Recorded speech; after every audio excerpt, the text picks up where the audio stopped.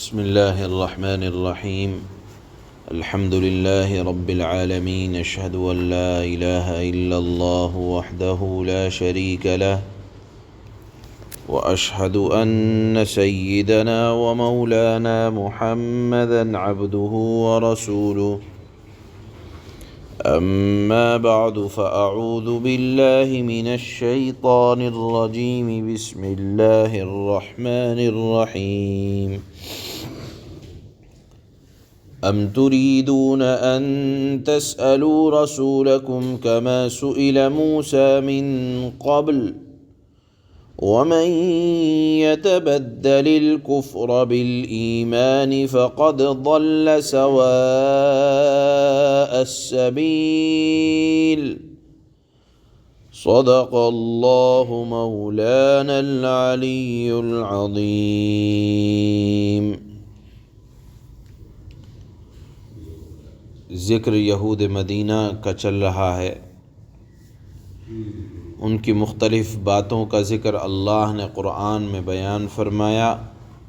اسی کے متعلق آج کی آیت میں ایک حکم یہ دیا جا رہا ہے کہ مدینہ منورہ کے رہنے والے یہودیوں کو اس بات کا یقین تھا کہ یہ اللہ کے نبی ہیں، معجزات کا بھی یقین تھا، نبوت کی بشارت کا بھی یقین تھا، مگر حسد کی بنیاد پر کہ نبوت ہمارے خاندان سے باہر کیوں چلی گئی،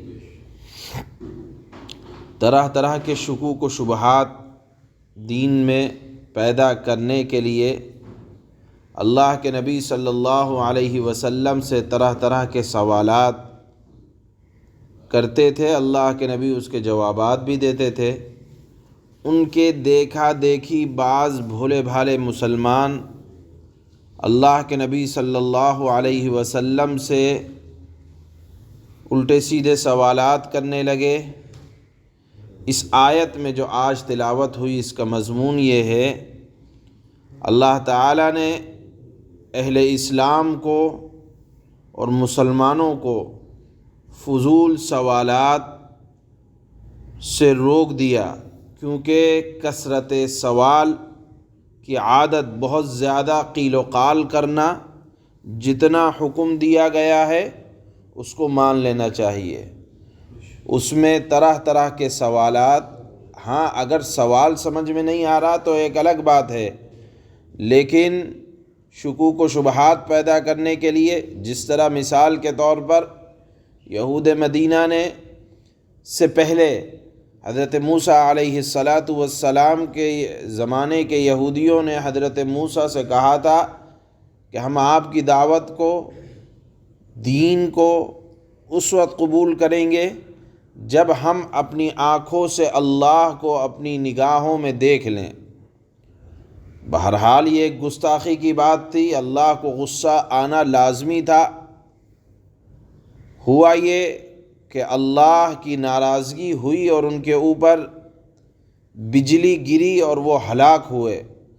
بہرحال غیر ضروری بات، فضول اور لا یعنی بات کو اللہ کے نبی صلی اللہ علیہ وسلم سے کرنے سے بھی منع کیا گیا۔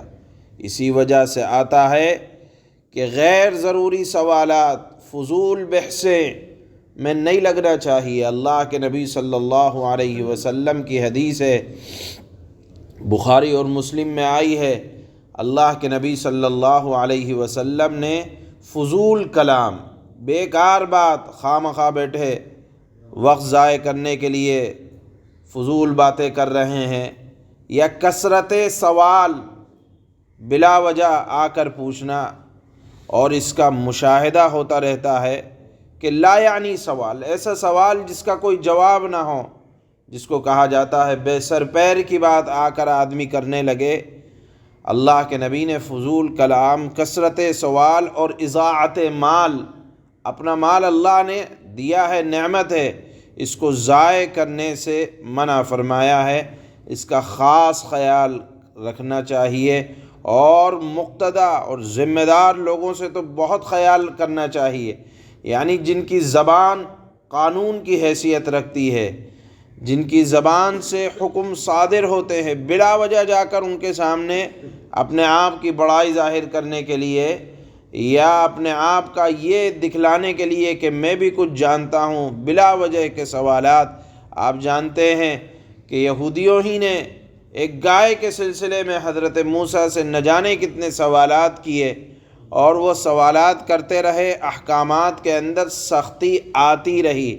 لہذا بلا وجہ کے سوالات، فضول باتیں اور مال کے ضائع کرنے سے اللہ کے نبی صلی اللہ علیہ وسلم نے منع فرمایا ہے۔ اس آیت میں بھی اللہ نے یہی حکم دیا کہ بار بار سوال کرنے سے اپنے آپ پر مشکلات میں اضافہ نہ کرنا چاہیے۔ اگر کوئی حکم آسان ہے تو اس کو آسان رہنے دینا چاہیے۔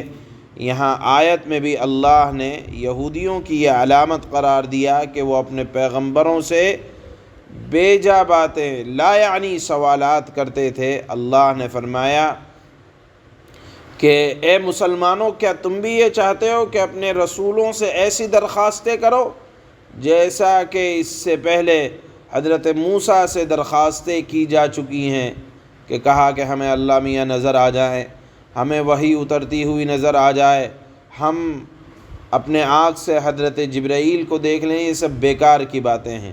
اللہ نے فرمایا وَمَن يَتَبَدَّلِ الْكُفْرَ بِالْإِيمَانِ، جو شخص ایمان لانے کے بعد کفر کی باتیں کرے گا، بلا شبہ، شک و شبہ، وہ شخص راہ راست سے دور جا پڑے گا۔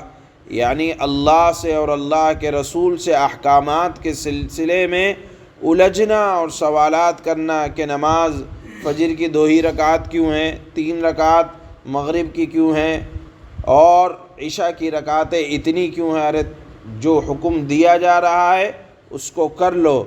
احکامات کے سلسلے میں بلا وجہ کے سوالات کرنا، یا مثال کے طور پر زکوٰۃ 2.5% کیوں ہے، یا مثال کے طور پر مالدار ہی پر حج کیوں ہے، یا جس عورت کے ساتھ محرم نہیں ہے اس کے لیے حج کا حکم کیوں نہیں ہے، اللہ نے نہیں دیا اس لیے نہیں ہے۔